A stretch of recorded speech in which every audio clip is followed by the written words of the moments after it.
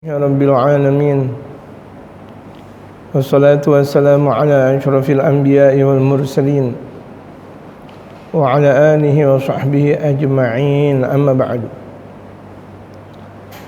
وقد قال المؤلف رحمه الله تعالى وأدام النفع به وبعلومه في الدارين آمين قال والرابع yang keempat batnuhu. Yang keempat berbicara tentang perut. Bagaimana kita bisa menjaga perutnya. Perut kita jangan sampai makan dari makanan yang haram, syubhat, makruh. Kalau Sayyidina Imam Abdullah bin Husain bin Tahir, beliau mengatakan, "Wa ma fa'altu makruhan wala hamamtu bih." Aku tidak pernah melakukan perbuatan yang makruh dan aku tidak pernah juga niat untuk melakukan perbuatan yang makruh. Termasuk makan beliaunya saja tidak pernah makruh. Apa di antara makan yang makruh? Makan sendiri, minum sendiri makruh. Nabi Allah Ibrahim alaihi salatu wassalam itu kalau makan beliau cari orang yang menemani beliau makan. Bahkan sampai berkilo-kilo jauhnya beliau berjalan untuk cuma sekedar menemani orang untuk makan. Nabi Allah Ibrahim Khalilullah, dan berapa banyak mereka para aulia Allah pula makan tidak bisa ketika makan sendiri. Dicoba enggak bisa. Minum begitu juga. Jadi harus ada yang nemenin. Saking menjalankan sunnah baginda Rasul Muhammad sallallahu alaihi wasallam. Ada seorang alim besar, wali besar, namanya Imam Abdullah bin Alawi Al-Haddad. Beliau saking menjunjung tinggi sunnah Rasulullah sallallahu alaihi wasallam, di hadapannya itu ada buah semangka. Ketika beliau teliti, beliau belum dapetin Rasulullah makan semangka. Diteliti lewat hadis, diteliti lewat athar dan sebagainya. Imam Al-Haddad belum pernah tahu bagaimana caranya Rasulullah makan semangka.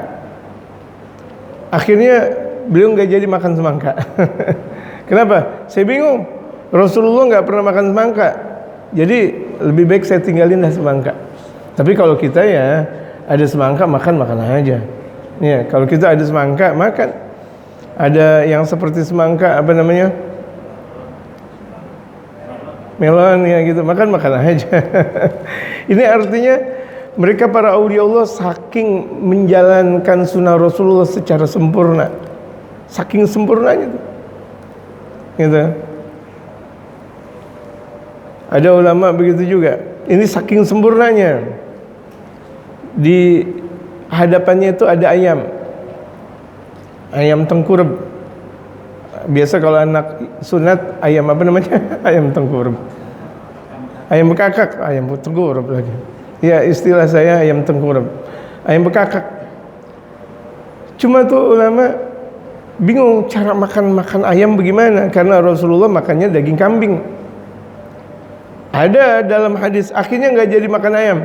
Kenapa? Bingung saya cara makan daging ayam. Kenapa? Rasulullah belum pernah makan ayam. Saking sempurnanya mereka. Tapi kalau kita jangan belaga-belaga. Ada ayam makan aja. Lapar nanti kalau kita disiapin ayam kemudian kita belaga-belaga. Tahu-tahu kita ke sana nggak ada lauk yang lain. Akhirnya lah di sini wala di sana. Masuk angin kita. Ini artinya saya mau kasih tahu ulama, mereka para aulia Allah saking sempurnanya tuh menjalankan makan dan minum. Enggak pernah makan dan atau minum dalam keadaan berdiri, enggak pernah. Duduk. Makanya kalau misalnya ada dalam satu ucapan ulama, magalatul ulama,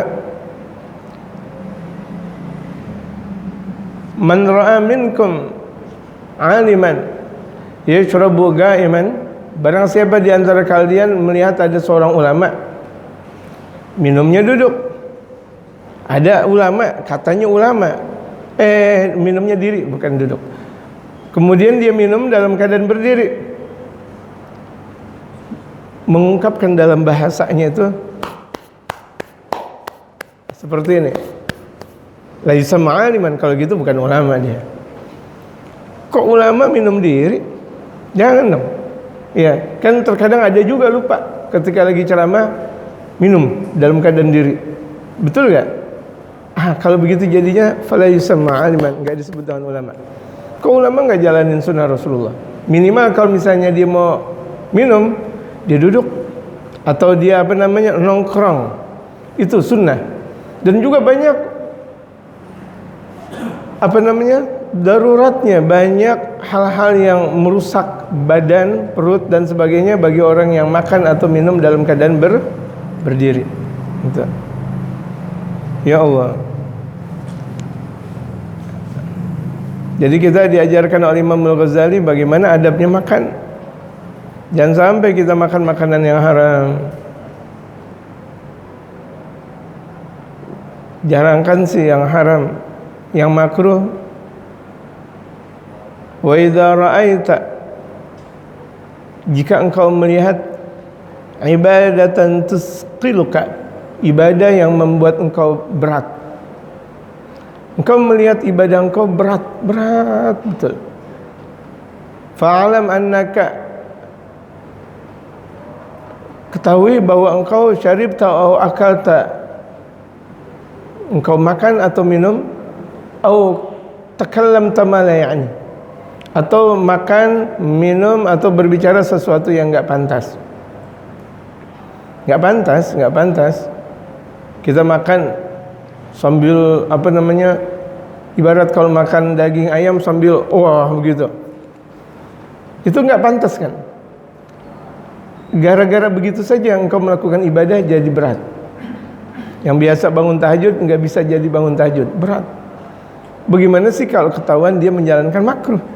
Bagaimana kalau dia melakukan perbuatan haram? Nauzubillah min dzalik. Jadi sudah diketahui oleh mereka para ulama, orang yang susah atau berat melakukan ibadah berarti kalau enggak dia makan yang makruh, minum yang makruh, atau berkata yang makruh. Belum haram. Jelas kalau misalnya dia makan yang haram, minum yang haram, berkata yang haram, udah pasti berat dalam melakukan ibadah. Biasa kita zikir sampai ratusan ribu, enggak mampu dalam ratusan ribu. Berarti kalau enggak makan atau minum atau berkata yang enggak penting kalau begitu jadinya. Gitu. Terkadang kan kita makan minum enggak penting-penting. Enggak penting-penting banget kita minum. Enggak penting banget kita makan. Gitu. Dampaknya besar jemaah sekalian, makan minum berkatanya kita. Fala yadkhulu batnahu haraman fa innahu itsmun kabir.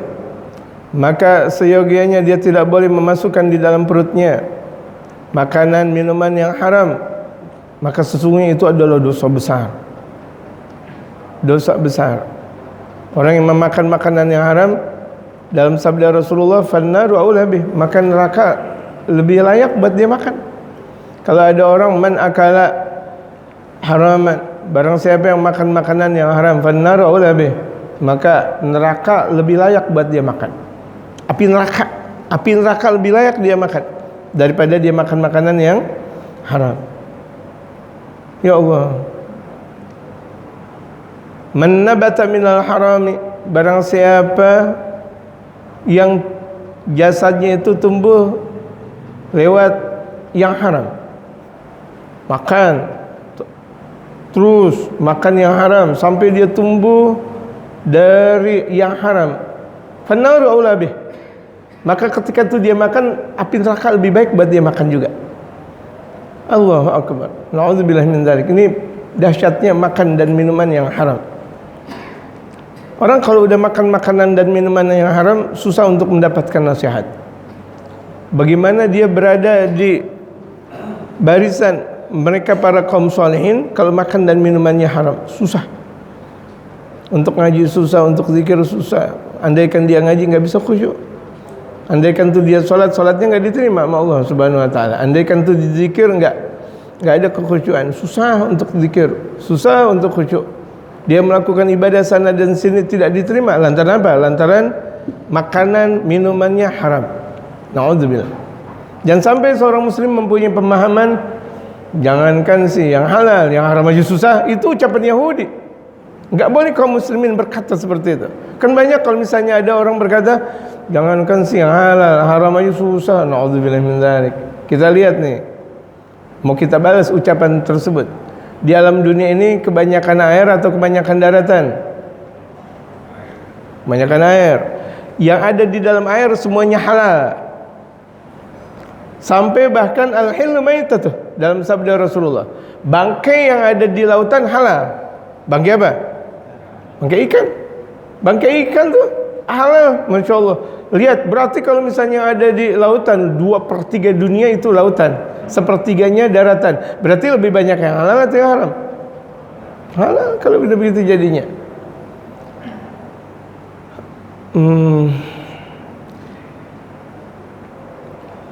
Kama qala sallallahu alaihi wasallam, sebagaimana Rasul Muhammad sallallahu alaihi wasallam bersabda, "Idza waqa'at luqmatun minal haram."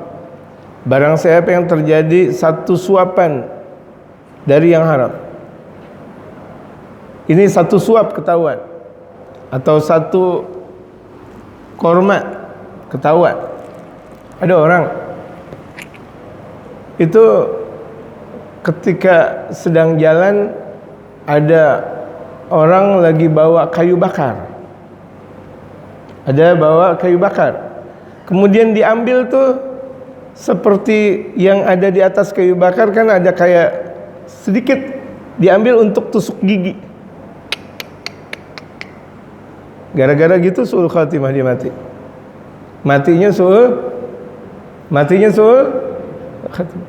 Kalau misalnya kita lihat lidih yang ada di dalam kayu bakar mahal nggak? Andaikan dijual juga mungkin nggak berharga, tetapi kan itu punya orang. Tuh lihat, itu punya orang yang ada di kayu bakar, diambil dikit, punya orang lagi jalan, dia buat nutul-nutulin gigi untuk apa namanya? Untuk ngeluarin kotoran yang ada di giginya bekas dia makan. Tuh lihat.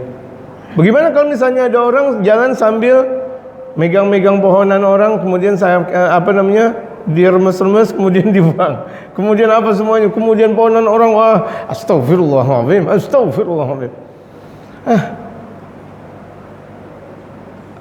Betul-betul kondisi kita tersucikan jamaah.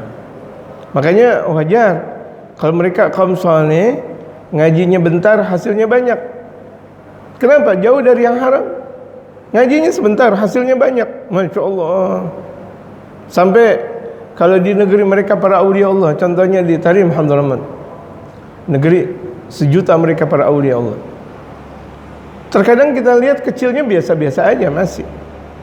Enggak lama, beberapa tahun ketika belajar, kemudian enggak lama langsung jadi dai, doa, bahkan bisa menjadi imam doa, imamnya para dai yang ada, jadi alim. Kenapa? Karena dari makanan yang halal, makanannya yang halal. Ini kita enggak ngambil lindung di sawah orang, ngambil lindung di sawah orang. Astagfirullah. Atau buat kalau santri bikin nasi apa yang enak? La ilaha illallah. Nasi liwet, kemudian ngambil inian pisang apa namanya?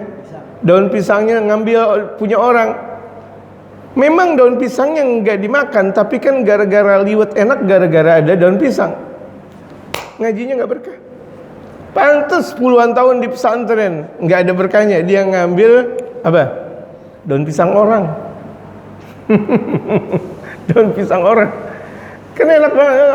Orang nggak ada masalah. Bukan permasalahan ente maling. Yang namanya ngambil punya orang maling nggak namanya? Jamaah, yang ngambil punya orang namanya maling nggak? Maling tetap, walaupun itu daun pisang, itu nggak ada harganya. Bukan permasalahan harga, itu permasalahan punya orang. Ada di pesantren misalnya, ketahuan ada sendal orang, dia main pakai aja. Atau seperti ini, kita di masjid, ada sendal orang di tempat penitipan sendal, kita main pakai-pakai aja ke tempat wudu. Walaupun setelah itu kita balikin, nggak jadi berkah tuh kita. Sholatnya nggak berkah, ngajinya nggak berkah, semuanya nggak berkah. Kenapa? Gara-gara kita pakai sendal orang. Ghasab namanya, merampas hak orang namanya. Akan saya balikin. Bukan permasalahan balikin, itu punya orang. Punya orang kok diambil. Kan saya balikin, bukan permasalahan dibalikin, ngambilnya itu. Ketika dia ngambil, izin nggak? Enggak. Maling nggak namanya kalau gitu? Maling nggak namanya? Walaupun yang dia pakai misalnya sendalnya udah jeleknya luar biasa, udah sebentar lagi sakaratul maut tuh sendal. Sendalnya udah sakaratul maut, tetap kan punya orang. Sendal kita hilang, ya udah pulang, ngapain kita nunggu? Kira-kira nih yang di masjid tinggal satu orang. Kalau misalnya tinggal satu orang berarti saya ketukar sama dia, belum tentu juga jamaah.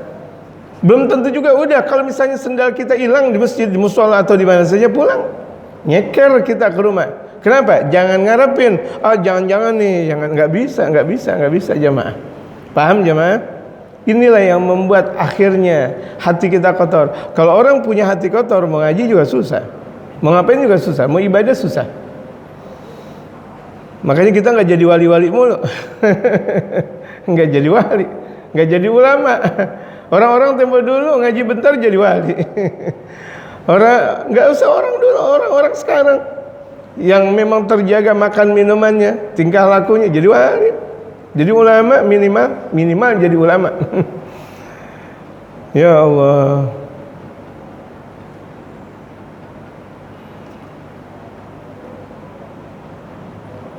Idza waqa'ta luqmatan minal harami fi batni ibni Adam, jika engkau letakkan satu suapan dari yang haram di perut anak Adam, maksudnya di perut manusia, perut engkau atau perut anak engkau, anak istri, ya Allah, anak dan istri nggak tahu menau, tahu-taunya dikasih duit yang haram.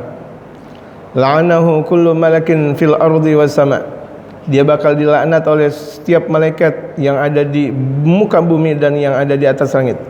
Madamatil kalluqmatu fi batni, selagi suapan tersebut masih ada di perutnya. Bagaimana kalau misalnya perutnya menjadi daging, jadi gemuk dia gara-gara makanan yang haram, minum dia gara-gara makanan yang haram. Na'udzubillah, tsumma na'udzubillah. Wa in mata 'ala tilkal halati fa ma'wahu jahannam, andaikan dia mati dalam keadaan hal seperti itu, gara-gara habis makan minum yang haram, neraka jahanam langsung. Prosesnya langsung masuk ke dalam neraka jahanam. Kalau udah masuk neraka jahanam, masuk surga gak? Gak mungkin. Gak mungkin.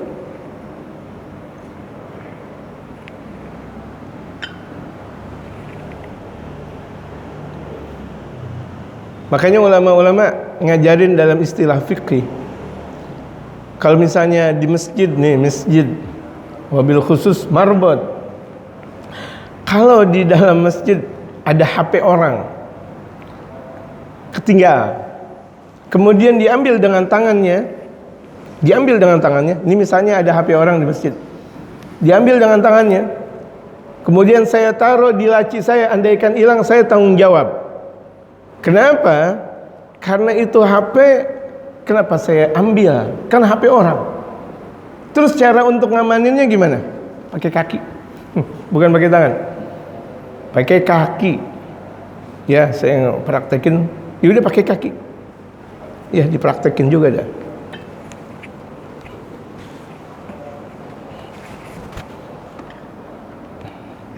Misal ada orang nih di sop pertama biasa kan ada apa namanya? Ada sorban, ada sorban kayak gini. Betul. Misal untuk nyedekin sop pertama, kalau misalnya kita ambil, kemudian kita taruh sebelah sana, ini sorban hilang, saya tanggung jawab. Walaupun saya nyimpen, caranya gimana biar nggak tanggung jawab? Tuh. Jadi pakai kaki, taruh di tempat kelihatannya sih kasar, tapi ingat kaki yang bersih. Kalau kaki kotor kesian.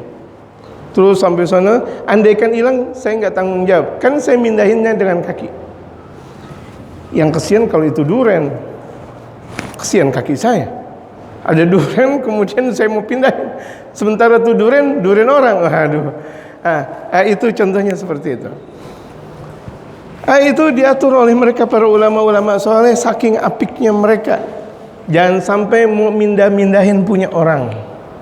Kalau punya orang, jangan sekali gampang mindah-mindahin. Kalau mindah-mindahin, dia tanggung jawab nggak ada masalah. Tapi kalau dia nggak mau tanggung jawab, jangan pindah-mindahin punya orang. Akan mau ngamanin, cara ngamaninnya dengan kaki, bukan dengan tangan. Saking tuh terjaganya hukum syariat. Bisa paham jamaah? Jamaah bisa paham? Ada dompet ketinggalan, dompet orang, kesian dah. Saya amanin, saya taruh di laci masjid, rupa-rupanya hilang, saya yang tanggung jawab. Kenapa? Orang saya ngambil tuh dompet dari tempatnya. Caranya untuk ngamanin pakai kaki dah tuh. Kaki kemudian masukin plastik, kemudian taruh di mana? Di laci. Untuk kita amanin, andaikan tuh hilang nggak ada masalah. Kenapa? Kan kita caranya untuk mengamankan bukan lewat tangan, tapi lewat apa? Lewat kaki. Itu pembahasan bukan pembahasan tasawuf sebenarnya, itu pembahasan fikih, dan itu sudah mungkin dibahas di masjidin. Sudah dibahas kan? Ya. Karena pembahasan fikih itu. Wal khamis, yang kelima, yaduhu, tangan. Fala yamuddu yadahu ilal harami, tidak boleh dia panjangkan tangannya ke sesuatu yang haram. Saya punya guru Al-Habib Abdul Qadir bin Ahmad. Satu waktu diundang pesta. Di situ ada masakan kambing, masya Allah. Biasa kalau istilah Arab itu kalau udah kambing udah masya Allah luar biasa, nggak ada duanya. Kalau pesta walimah tanpa kambing bukan walimah. Karena mengikuti sabda Rasulullah, awlim walau bisyah. Jalankan walimah itu pesta walaupun cuma sekedar 1 ekor kambing. Awlim walau bisyah. Kemudian satu waktu Habib Abdul Qadir udah disiapkan hidangan, masya Allah, daging kambing apa semuanya. Baru beliau mau mengambil, panas dingin beliau. Wah, panas dingin. Tangannya langsung bergerak, mau bergerak keras. Malih, kenapa aku seperti ini? Allahu Akbar, demam langsung. Akhirnya tuh Al-Habib Abdul Qadir manggil kepada yang ngundang pesta. Tahan. Sini. Ini ceritanya daging kambing bagaimana? Kok saya nggak bisa makan? Ya Habib, tadi kambing orang masuk ke rumah saya. Kambing orang masuk ke rumah saya potong. La ilaha illallah, ente. Tapi kan akhirnya kambing saya kasih juga ke dia. Tapi dia nggak tahu, ya Allah, ente nyuri namanya. Pantas ana mau makan aja nggak bisa tuh. Allah jaga tuh mereka para aulia Allah. Allah jaga mereka para ulama-ulama soleh. Makan yang haram, mau makan aja nggak bisa. Langsung sakit terus gemetar. Pantes anak nggak bisa makan. Ente tega banget ngasih makan makanan yang haram buat anak. Enggak lagi Beb, enggak lagi ente gimana, jangan ngundang-undang lagi kalau masalah dari makan makanan yang haram. Enggak Beb, enggak, dinasihatin atau taubat gitu. La ilaha illallah. Tuh lihat, artinya nih saya mau kasih tahu betapa mereka para aulia, mereka para ulama terjaga.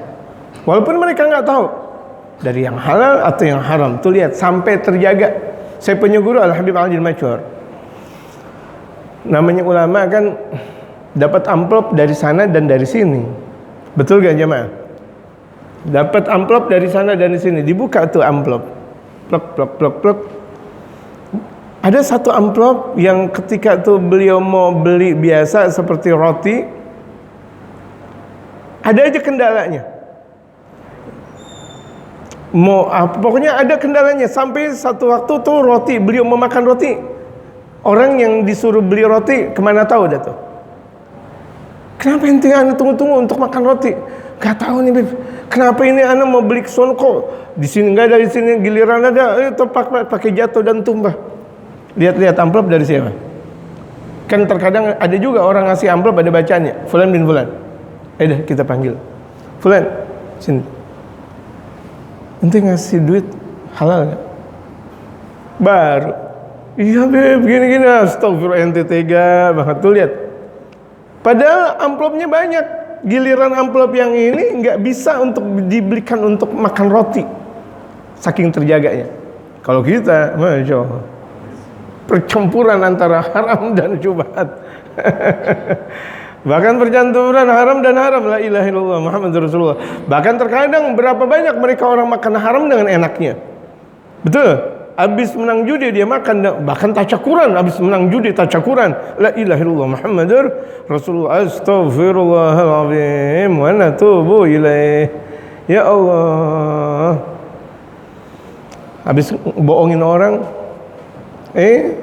tacakuran. Habis bohongin orang, tega banget, tacakuran. Udah gitu ngasih amplop lagi ke ulama. Aduh, tuh ulama kan kesian. Yang benar aja jemaah. Ya Allah, ya Allah.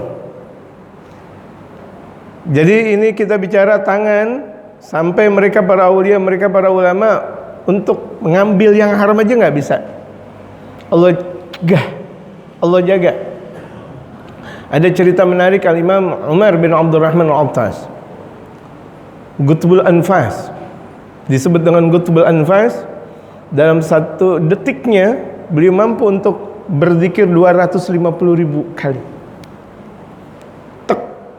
250.000 kali. Kita 250.000 kali subhanallah alhamdulillah wa la ilaha illallah akbar. Berapa jam? 250.000 kali dari ucapan subhanallah alhamdulillah wa la ilaha illallah akbar. Berapa jam? Panjang. Tapi beliau cuma sekedar 1 detik. Itu yang disebut dengan Gutbul Anfas. Nafasnya penuh dengan karamah, nafasnya penuh dengan keagungan. Yang kira-kira orang berzikir dengan waktu seperti itu nggak mampu dengan banyaknya, tapi beliau mampu. Gutbul Anfas. Beliau mempunyai murid namanya Syekh Ali. Syekh Ali itu satu waktu berangkat haji. Syekh Ali berangkat haji, ketika beli daging kambing, memang lagi daging kambing sunnah jamaah. Daging kambing sunnah jamaah. Tapi berapa banyak perempuan-perempuan takut daging kambing. Kenapa pakai takut? Alasannya Pak? Kolesterol. Coba lihat kandungan kambing dengan sapi. Kolesterolnya banyakkan sapi daripada kambing. Dan kambing itu terjaga. Sunnah Rasulullah Muhammad SAW. Saking mempunyai pemahaman, habis makan daging kambing marah-marah. Bukan habis makan daging kambingnya, entenya punya pemahaman marah-marah. Betul gak? La ilaha illallah, kesian kambing, sunnah Rasulullah. Ini nih produk-produk Belanda. Coba lihat sejarah. Produk Belanda itu bagaimana caranya umat Islam Indonesia biar tidak pintar, selalu dalam keadaan balada, bodoh namanya. Akhirnya dulu-dulu tuh orang Jepang dan orang Belanda, umat Islam Indonesia nggak boleh makan ikan. Nanti kalau makan ikan cacingan, apa-apaan. Sementara tuh orang Jepang makan ikan melulu, betul gak? Nggak boleh minum susu. Nanti kalau minum susu nanti kermian. La ilaha illallah. Nggak ada hubungannya. Sama tuh, lihat sama. Itu produk-produk Belanda agar kita umat Islam jauh dari sunnah baginda Rasul Muhammad sallallahu alaihi wasallam. Jadi kalau kita rutin makan daging kambing, tapi daging kambing yang halal, kita sering sedekah, bercahaya hati kita. Makan kok bisa bercahaya? Kenapa? Iya, karena makannya Rasulullah, sunnah Rasulullah. Tuh lihat, enak gak? Makan bercahaya, enak gak jemaah? Tapi kan kita ngikutin sunnahnya baginda Rasulullah Muhammad sallallahu alaihi wasallam. Jangan sampai dalam 1 bulan nggak makan daging kambing. Ngikutin sunnah Rasulullah. Kalau punya duit, nggak punya duit ya apa nih? susu kambing.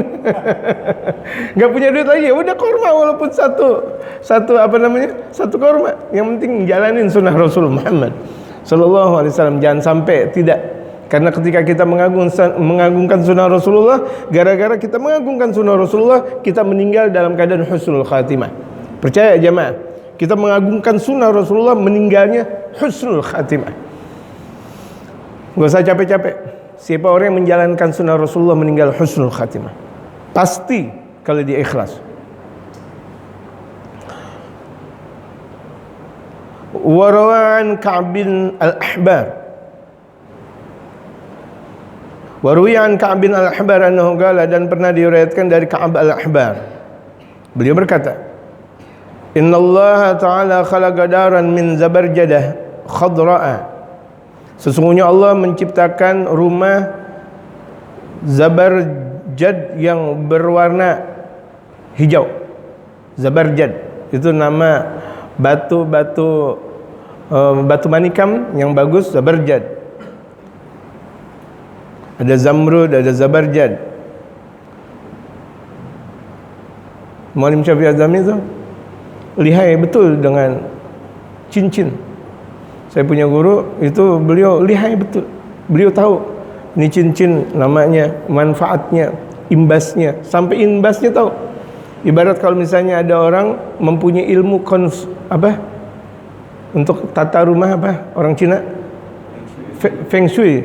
Ini muallim tahu persis tentang masalahan cincin.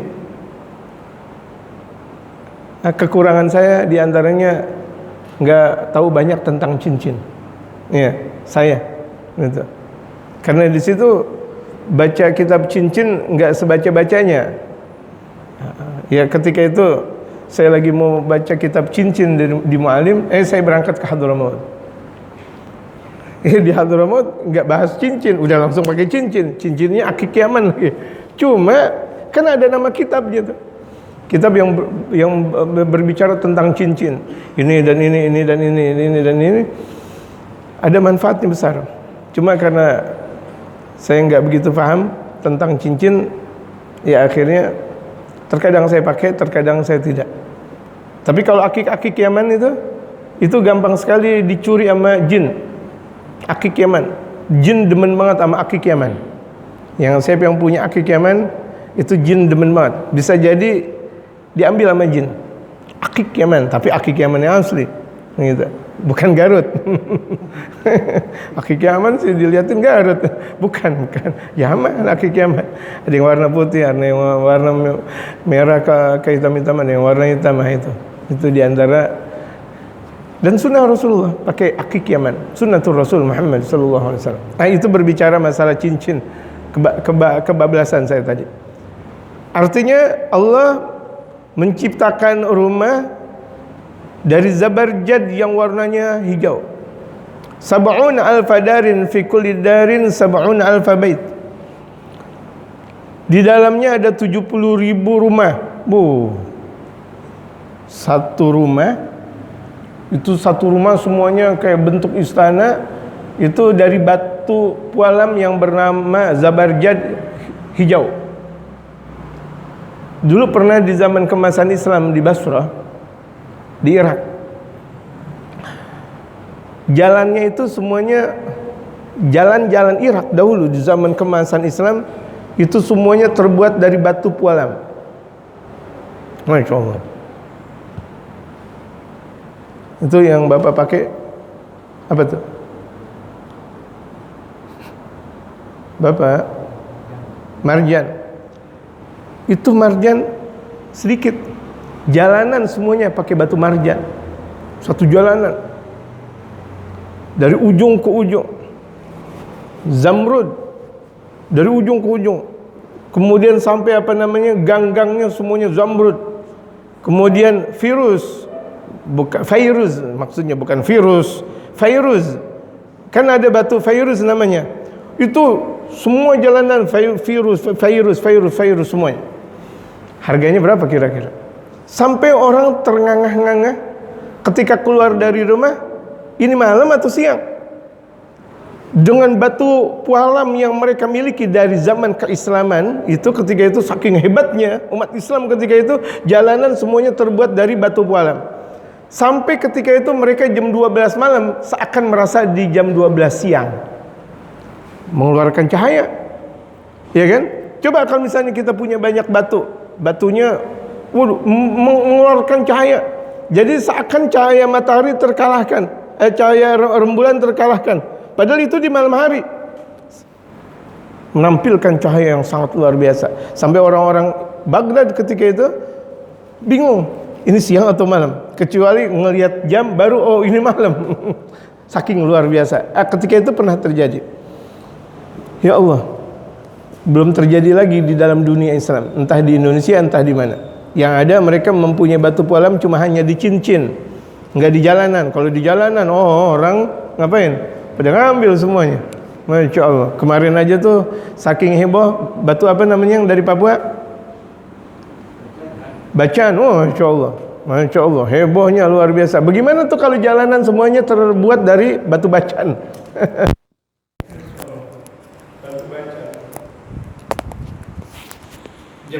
Jangan lihat batu bacan di kitab ya.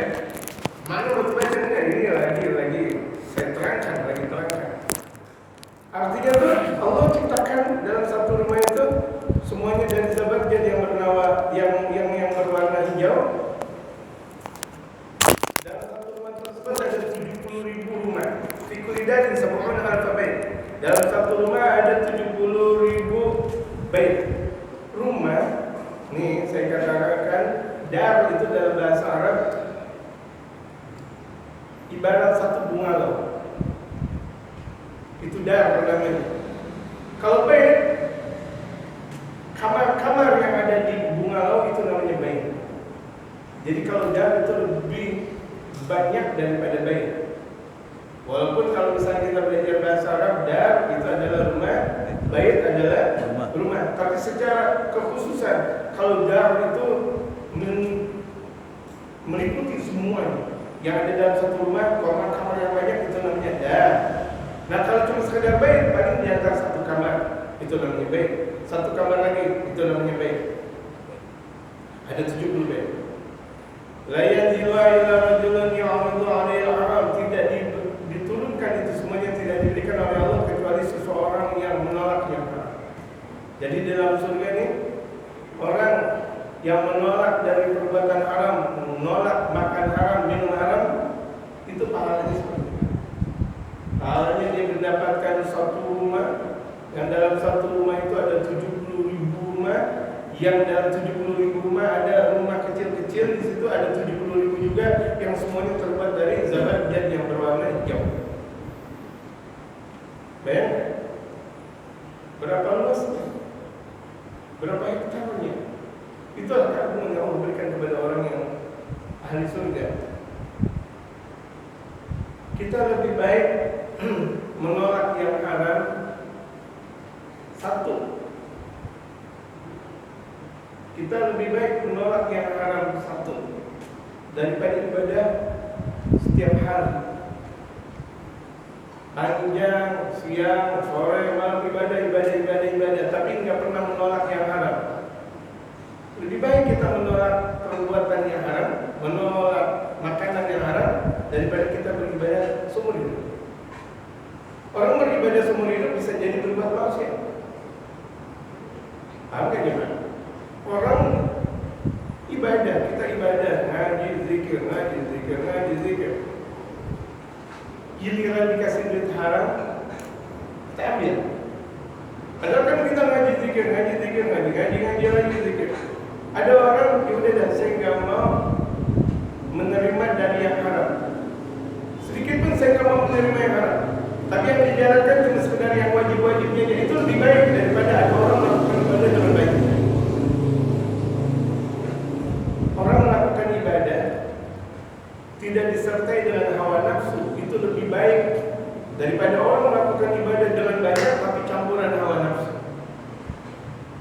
Ini di antara kandungan apa yang telah diungkapkan oleh Imam Al-Ghazali. Bisa paham? Orang melakukan ibadah dengan hawa nafsu rusak. Tapi orang melakukan ibadah tanpa hawa nafsu. Dia ibadah aja. Emang waktunya ngaji, waktunya zikir, waktunya adzan, nggak ada nafsu birahi yang ada di situ, nggak ada nafsu riya untuk dilihat orang, nggak ada nafsu untuk didengar orang, nggak ada nafsu untuk sombong, nggak ada sedikit pun nggak. Ikhlaskan Allah Subhanahu Wa Taala. Itu yang dia lakukan lebih baik, walaupun sedikit ibadahnya daripada orang melakukan ibadah dengan banyak, tapi tujuannya apa? Riya. Oh surga tujuannya riya. Oh dia melakukan ibadah tujuannya sum'ah. Oh dia melakukan sesuatu campuran ada sombongnya, tidak ada manfaat. Ini kan gelas lumayan besar, tapi kalau misalnya ditaruh walaupun cuma sekedar satu titik racun, jadi racun nggak gimana? Ini racunnya cuma satu titik, jadi racun. Jangankan gelas kecil, satu galon dikasih satu titik racun, jadi namanya apa? Racun. Jadi sayang kita ibadah campur dengan hawa nafsu. Nah caranya luar biasa. Kita lagi ngaji pakai hasud sama orang, hawa nafsu. Kita lagi ngaji ini masih jengkel sama orang, hawa nafsu. Nah, kita lagi ngaji pakai jengkel, atau kita lagi ngaji mau tahu aja urusan orang. Ya Allah tuh ibu-ibu ngaji, maksudnya banyak banget dia mulutnya kameramen. Diam dong. Kenapa jadi ngomong ibu-ibu pakai emas? Mau pakai emas nggak pakai emas bukan urusan ente, itu urusan suaminya, betul nggak? Kenapa ente ngomong? Merusak.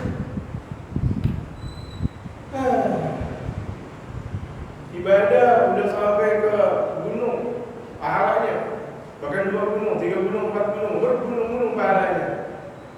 Satu aja dengan hawa nafsu. Oh, rupa-rupanya saya mampu melakukan ibadah. Nafsu tercoret semuanya, hancur. Dia merasa apa? Merasa hebat. Ya, kayak begini doang, gampang ngaji kayak gini tuh. Baca kitab gampang. Siapa yang ngajar? Anda tahu dia masih kecilnya, astagfirullah. Bukan masalah tahu masa kecilnya. Mulut ya, ajar dia lihat ada. Siapa yang khotib? Dia lagi. Emang dia ngerti apa? Astagfirullah. Ente nggak sih ngomong kayak gitu? Ente puasa Ramadan kemarin 30 hari atau 29 hari. Kemarin berapa hari puasa? 30 hari. 20 berarti banyak bolosnya. 30 Ramadan, belum lagi Syawal, belum lagi tarawih. Allah Akbar, belum lagi witir dan sebagainya. Nah gara-gara begitu doang gimana ceritanya? Siapa yang belum salat? Siapa khatib? Lagi kenapa? Yang jualan siapa sih? Enak banget, stop. Dosa menghina makanan, apalagi kalau makanan di depan. Enak banget, dosa. Gara-gara begitu doang amal ibadah kita hancur. Gara-gara begitu doang amal ibadah kita hancur. Enak banget makanan apaan sih ini?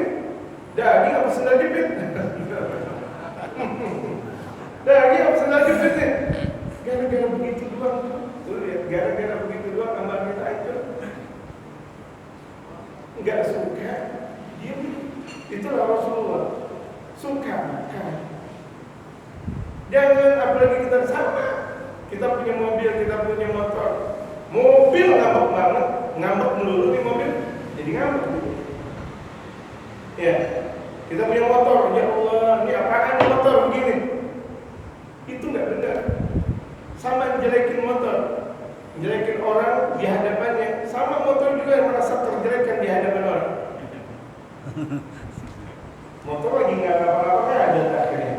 Gara-gara kita ngomong motor jelek banget, dia tahu. Makanya jaga mulut. Paham kan ya Pak? Ini kan kelihatan dalam praktek kehidupan sehari-hari kita. Seakan kita udah bener banget, sendal ya Allah sampai begini banget. Udah dong. Apa jadi ngomong padahal habis zikir. Lah tasbih ada di tangannya. Subhanallah, subhanallah, sendal. Apaan ini sendal nih? Jangan oleh bahas ini. Stop. Rusak. Lah tasbih lagi ada di tangan, zikir lagi masih di mulut. Gara-gara tuh kaki yang dia pakai sendal rusak, dia komentar. Nafsu. Itu namanya nafsu. Paham jemaah? Susah kan? Susah kan? Tapi dengan bimbingan guru nggak jadi susah. Kalau kita mempunyai ikatan zahir dan batin dengan guru, nggak ada yang susah. Mereka para sahabat semuanya sampai karena bimbingan Rasulullah. Mereka orang-orang terdahulu bisa sampai kepada hadirat Allah karena memang bimbingan dari guru. Kalau ikhlas, betul-betul ikhlas. Nah ikhlasnya ini yang susah. Ikhlasnya susah, khidmahnya susah. Ngaji gampang, khidmah susah. Ya, ngaji gampang, khidmah susah. Masadis yang kena. Gadamu dia jaga langkah kakinya. Kalau yang fi ma'siyatillah, dia tidak pernah berjalan di tempat maksiat kepada Allah. Dangdut gimana dangdut? Apalagi yang nyanyi-nyanyian gitu kan? Ini malah sengaja ngajak beli tiket. Tiket dangdut mana? Tiket nyanyi-nyanyian macam. Semakin dekat dengan penyanyi semakin mahal. Betul nggak? Iya. Nih, jutaan. Di sedekah masjid. 1.000, 2.000, 3.000. Dia nonton, waduh, gaya, di kacamata, dan sebagainya. La haula wala quwwata illa billah. Ingat, niat mau berbuat maksiat, walaupun memang dalam syariat tidak disebut dengan maksiat, tapi itu melambangkan bahwa dirinya sudah terbuai dengan maksiat. Dan lalu acara dangdut langsung ya di televisi mana? Kemudian kita kasih tahu lagi televisi ini sama kita udah nonton dangdut dan sama kita udah nyawer dengan perempuan yang ada di dangdut. Padahal kan kita kasih tahu doang di stasiun ini. Apa gitu acara-acara maksiat kemudian kita share. Aduh, stop. Jadi kita seakan udah berada di dalam dunia gemerlap, seakan kita udah berada di dalam tempat maksiat. Akan semua men-share doang. Iya, gara-gara ente orang-orang pada datang ke dangdutan ente sih. Bang, ketoprak. Iya, dangdut di mana? Pokoknya kalau ada tukang ketoprak berarti ada dangdut. Di mana situ? Itu dapat dosa. Itu gara-gara dengan tidak. Astagfirullah. Astagfirullah. Ya Allah. Ya Allah.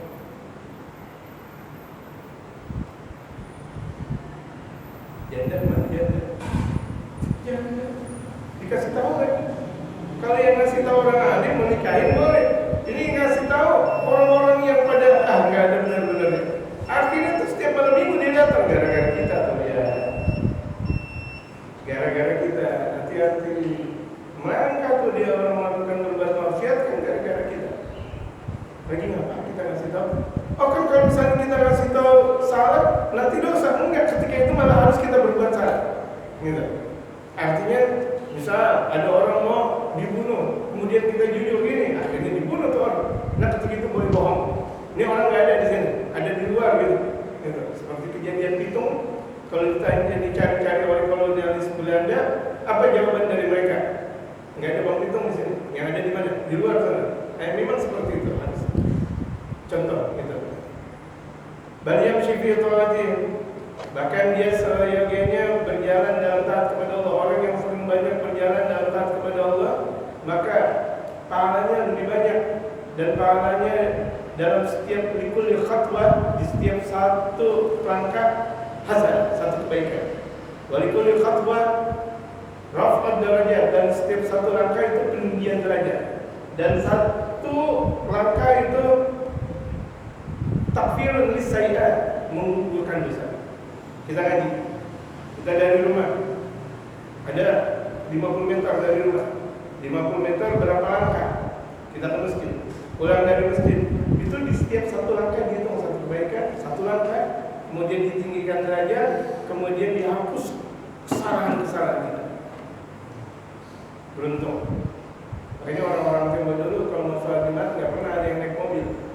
Tempo dulu. Nah, saya kalau dari Bintaro ke Kemayoran naik jalan kaki. Sampai maghrib. Sampai maghrib. Ya ini kan saya bilang Tempo dulu. Gitu. Saya juga mau jalanin sunnah yang kayak gitu, cuma saya nggak kuat. Dan dari Bintaro ke Kemayoran jalan kaki, yang benar aja. Tapi sunnah, ya sunnah boleh juga. Tak akan saya jalani sunnah di mana tuh mobil saya berhentiin, saya lihat sunnah jalan untuk ke masjid. Dapat juga. Nah ulama kayak gitu ngambil iklan. Ada jauhan dikit tuh parkiran mobil, kenapa? Ada mau jalan kemana? Jumatan. Oh, beberapa langkah ke depan daripada enggak. Gitu. Jadi ulama sampai kayak gitu. Hilah namanya untuk dapetin pahala. Jangan sampai pas-pas banget masjid, agak jauh dikit biar enggak. Hebat. Sampai kayak gitu dong dibuat hilang dan hilangnya baik. Wa ila suhbatil ulama wa sulaha, dan seyogianya kita ini kaki kita banyakin ke rumah guru ulama orang-orang soleh. Nih gara-gara kaki kita sering bawa ke rumah orang soleh, para ulama-ulama soleh, kita nanti dikumpulkan dengan orang-orang soleh. Padahal kita bukan orang soleh. Sering kita ke rumah ulama, guru-guru kita, padahal kita bukan guru, kita bukan ulama. Dikumpulkan seperti ulama. Bahkan kita ketika nanti berjalan di padang mahsyar, kita bukan ulama, apalagi si Nabi. Jauh. Muka kita bercahaya. Dengan semuanya serba putih, dari imamah, dari suara, dari PC, semuanya serba putih, semuanya bercahaya. Sampai orang-orang bilang, haulal anbiya, apakah mereka para nabi? Apakah mereka para rasul? Apakah mereka para wali? Bukan. Atba'ul awliya, mereka cuma pengikut para wali. Pengikut doa, ngikut guru, itu mukanya bercahaya. Amin. Kalau orang yang bercahaya mukanya kelak nanti di hari kiamat di padang mahsyar, kira-kira bakal masuk neraka enggak jemaah? Ayo masuk neraka. Baru dikumpulin di padang mahsyar mukanya bercahaya. Enggak mungkin masuk neraka, enggak mungkin masuk neraka. Mau bilang gimana, enggak mungkin, orang udah bercahaya. Ketika dia meninggal dunia cahaya. Berapa banyak tuh orang yang ahli ngaji, dia dekat dengan ulama, meninggal dunia lagi senyum. Meninggal dunia senyum. Allahu Akbar. Gitu. Ya kan? Meninggal dunia dalam keadaan senyum. Gitu. Doa, tapi doanya jangan banyak-banyakan orang meninggal. Ya. Doa biar orang meninggal khusus. Jangan ini kan mandiin. Sian didoain rumah biar banyak orang meninggal. Jangan. Doa biar orang meninggal husnul khatimah. Amin. Kan beda-beda tipis. Iya, oke. Beda tipis enggak? Tipis. Tapi benar. Daripada biar banyak orang mati. Mandiin juga dosa juga. Yang benar aja. Biar orang husnul khatimah. Kan beda tipis. Maka perlu ilmu. Gimana tapi ilmu ini? Tapi jangan banyak diamalin, kesian orang pada mati. Husnul khatimah. Wallahu a'lam. Kita baca suratul Fatihah. Ya Allah, ibu dari istri maksud saya, dari Bapak Klik Taraham, Ibu Sumartin binti Taraham Abdul Halim, Allah ampuni dosa. Amin.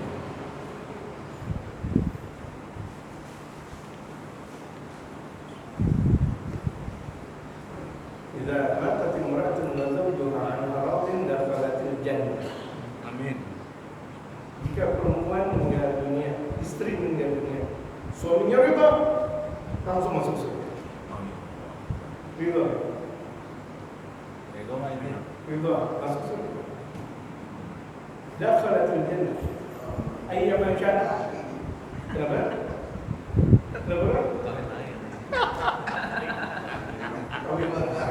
Kawin lagi ada istri nggak boleh, kawin lagi jangan nunggu istri mati. Ini kita laki ada nggak ada istri mau nikah lagi boleh nggak? Boleh.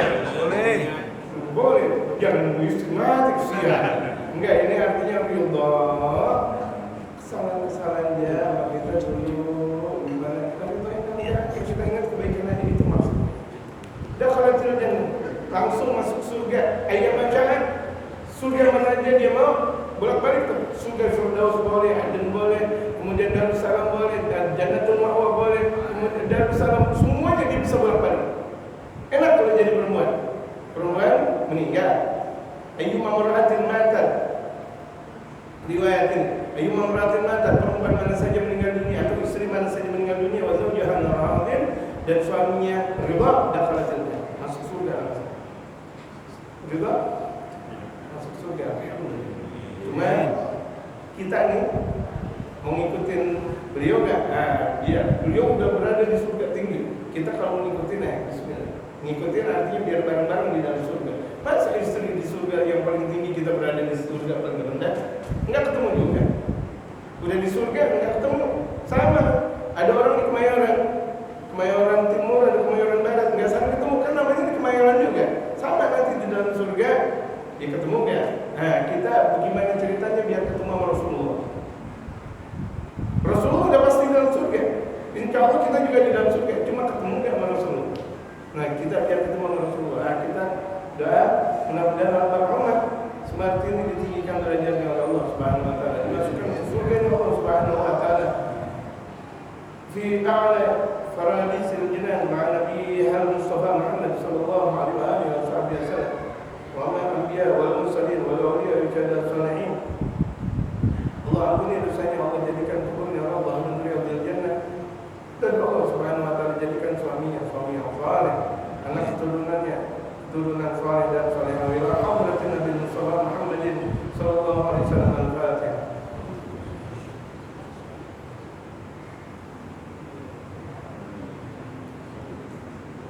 Dikuburin di mana Pak Klik? Bekasi. Di Bekasi. Di Bekasi. Bekasi di Makampan di Bekasi. Saya mau kuburan. Saya pikir di sini. Kalau di Bekasi. Jauh. Saya pikir di daerah sini. Karena ada pesan minta. Oh, minta jangan. Ya, yang mungkin kita sudah doa sampai ke sini. Semakin Pak Klik doa yang banyak sampai ke sini. Dan bisa jadi semakin Pak Klik doa banyak, bukan bisa jadi, pasti jadi. Pak Klik doa, dikir, sedekah baik-baik, pahalanya untuk almarhumah. Besok beliau menjadi pimpinan bidadari. Besok jadi pimpinan. Gak usah nanti, nunggu kiamat gak, besok udah jadi pimpinan bidadari. Pak Klik sama orang semua ibadah, bahagia Allah, sedekah, kemudian bantu baik, bantu orang. Ada orang kira-kira mau berbuat jaga, oh pengajian, sebelum pengajian dijaga semuanya, dirapiin, dibersihin, Masya Allah. Besok, nggak usah nunggu nanti, istri bakal menjadi pemimpin bidadari. Pemimpin bidadari, bukan bidadari kan, gitu. Tahu bidadari? Bidadari ada ikan yang ludah.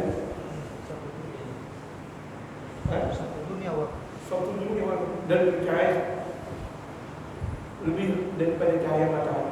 Ludahnya bidadari. Itu baru ludah.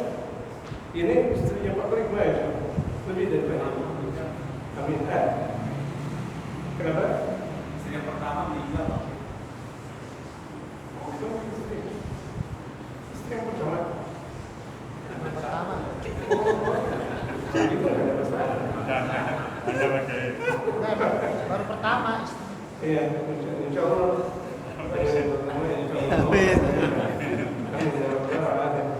Ya saya mau iya aja karena saya nggak tahu. Sekarang saya bukan orang sini. Saya dibohongin sama PRT jadi iya aja. Oh. Ada pertanyaan?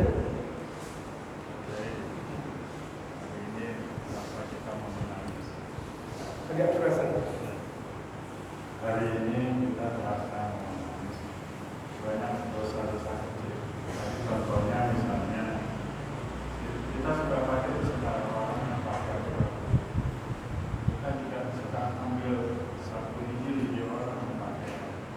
Dosa-dosa kecil seperti ini sering kita bicara kepada Tuhan bagaimana orang kehidupannya hal-hal kecil ini. Yang hari ini kita terasa banget. Mudah-mudahan yang berguna yang kita semua bisa menjaga kesehatan bersama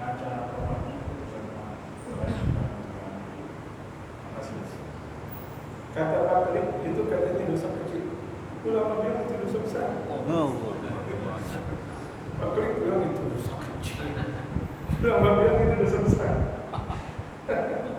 Ngambil ini, kemudian kita apa namanya, ngeluarin kotoran gigi, terus juga pakai sendal orang. Korup dosa kecil besar. Besar. Korup ngapain? Si. Maling. Sama kita pakai sendal orang maling. Jamaah, tolong jawab. Pakai sendal orang maling nggak? Yang jujur maling nggak? Koruptor maling nggak? Sudah. Apakah maling dosa kecil? Jamaah, kok diam? Kita sering bilang tuh maling, koruptor kita nggak, kita juga maling teriak maling. Terus gimana dong? Ada jatah kita untuk tobat kita. Sekarang nih kalau kita pernah melakukan seperti itu, tapi rasanya hampir semua melakukan kayak gitu. Betul nggak jamaah? Ada minuman air orang kita minumin aja. Kita lagi di jalanan, lagi main bola, apa semuanya ada punya teman kita, gitu atau enggak kita minum aja. Apalagi udah barang tentu ada rokok temen, ambil aja kan kita heboh. Alhamdulillah Rasulullah. Maling nggak? Maling. Tobatnya itu pertama hendak menyesal. Ya Allah, nggak lagi ngambil mangga orang, nggak lagi pakai sendal orang, nggak lagi ini dan itu, nggak lagi ngadam itu tobat. Bahkan dalam sabda Rasulullah an-nadmu at-taubat. Penyesalan itu ada inti tobat. Inti tobat besar. Kalau memperbanyak istighfar dan banyak nangis, itu ciri tobat. Al-iqra, kemudian al-iqra itu melepas dari yang kalau kita punya itu sendal orang kita lepas. Jangan sendal orang masih ada di diri kita mau tobat. Duit orang, itu duit haji dia ditahan. Duit orang, kita ambil, kita tobat. Enak-enakan, lepas tuh duit orang, kasih ke orang. Kita punya baju orang, kita tobat, tapi bajunya masih ada di kita, lepasin tuh baju ke orang. Ketika itu igrah namanya. Igrah artinya mencabut dari perbuatan maksiat yang tadi jadi berbuat maksiat, dia nggak mau berbuat maksiat. Wan niyat dan niat al-azmu ala alla ya'uda ilaih. Niat nggak mau kembali lagi. Niat pokoknya nggak mau balik lagi. Ya Allah, nggak mau balik lagi. Kalau itu ada urusan dengan manusia, kalau dia pernah mau dari mencuri, balikin duit orang. Kalau dia pernah mau dari membuat keonaran, minta maaf. Misalnya naik motor kenceng banget sampai gigi orang copot. Gara-gara dia naik motor kenceng, gigi orang copot. Minta maaf kayak minta maaf. Karena itu hubungannya dengan manusia. Ya, kalau hubungannya dengan Allah cukup 3 perkara. Kalau hubungannya dengan manusia, berarti dia wajib minta maaf atau minta dihalalkan. Kalau itu berbentuk harta dan sebagainya dikembalikan. Kalau tidak, minimal dihalalkan. Makanya orang meninggal dunia ketika berada di atas gunung batang, setelah disolatkan, kira-kira jamaah mau menghalalkan nggak itu? Maksudnya apa? Masalah-masalah utang piutang dan sebagainya terlepas di situ. Kasihan orang meninggal dunia itu dalam salah satu sabda Rasulullah, "Faruhu mawqufun ma baina samai wal ardi." Maka rohnya itu pontang-panting antara langit dan bumi kalau dia masih punya utang walaupun 1.000 rupiah. 1.000 rupiah punya utang, maka rohnya itu terpontang-panting antara langit dan bumi. Lah surga wala dunia, udah keluar dari dunia nggak bisa balik lagi, naik ke surga nggak bisa, gara-gara punya utang. Nah itu diantara taubatnya. Wallahu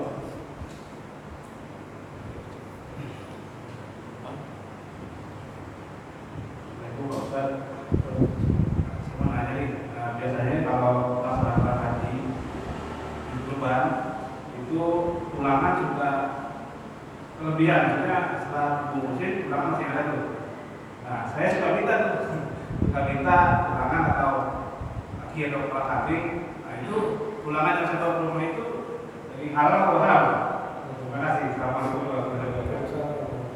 Ini juga hubungannya dengan fikih. Tukang jaga atau tukang penyembelih hewan kurban itu dikasih gaji. Satu sapi bisa 300.000 kasih, atau satu kepala kambing 100.000 kasih, digaji. Jadi dalam syariat tulisan tukang potong nanti di Zulhijjah besok niat pada potong kambing, pada potong sapi atau kerbau atau entah susah di sini. Itu dah di antaranya niat insya Allah mudahin. Amin. Itu petugas penyembelihan itu digaji jamaah sekalian. Jangan pernah minta kulit, apalagi kepala, apalagi sih dia bawa sendiri kepala, tak boleh, tidak boleh. Pokoknya ini pala jatah tukang sembelih nggak boleh, itu jatah umat. Jadi itu pala dipotong-potong baru dikasih. Nggak boleh satu pala dia ngambil, apalagi ngambil dengan seenak bawa ke rumah. Satu sapi diambil satu pala. Nah kalau dua pala dua sapi. Kalau 10 sapi 10 pala, jauh. Jadi penjual kalau itu jadi kalau pemotong itu dikasih gaji. Terus yang ada dibagikan kepada yang ada dan atau kepada pengurus. Kepala dipotong-potong dibagi-bagi, kepala kambing juga, kaki juga dibagi-bagi dan sebagainya. Bisa dipahami jemaah? Nggak boleh sang pemotong bilang saya buntut, nggak boleh sang pemotong mengatakan saya kepala atau apa namanya, nggak boleh. Dan itu bukan jatah pemotong. Jatah pemotong gaji. Gaji dia untuk satu kepala sapi berapa? 500.000. Misal satu kambing 100.000. Kalau ada ada 4 sapi ya 2 juta nih, misal seperti itu digaji. Itu digaji. Tidak diberi, kalau mau diberi jatah sebagaimana panitia. Misalnya dapat 2 kilo, dapat 2 kilo. Nggak boleh diambil. Nih jatah saya, nggak boleh. Haram hukumnya seperti itu. Jamaah yang saya kasih tahu bisa paham nggak jamaah? Jamaah bisa paham nggak? Atau kita punya anak 10, anak 10 semuanya ngantri. Dari anak pertama udah dapat 2, 3, 4, 5 sampai 10 dapat. Habis itu kita sebagai panitia, jangan dong. Satu kambing tuh 10 orang. Untuk anaknya dia untuk anak dia doang 1 kambing, betul nggak? Nggak boleh. Tega banget. Akhirnya orang nggak kedapatan gara-gara anak kita semuanya ngantri, nggak boleh. Kira-kira menurut pantasnya, kalau kita nggak mampu untuk memotong hewan kurban, jangan terlalu banyak ambil. Kan kita nggak mampu nih untuk hewan kurban, juga ambil yang terbanyak menurut kadar. Kita hari ini untuk masak daging kambing atau sapi sebagaimana disebut, jangan bertumpuk di dalam rumah kita. Lumayan satu anak dapat 1, 2 anak. Kalau misalnya dia punya keturunannya ada 30, 3 kambing untuk dia doang, betul? Nah seperti itu tidak boleh. Allah. Yes. Allah. Cukup ya. Sudah doa? Zikir lah. Ya, zikir doa. Ala bismillah.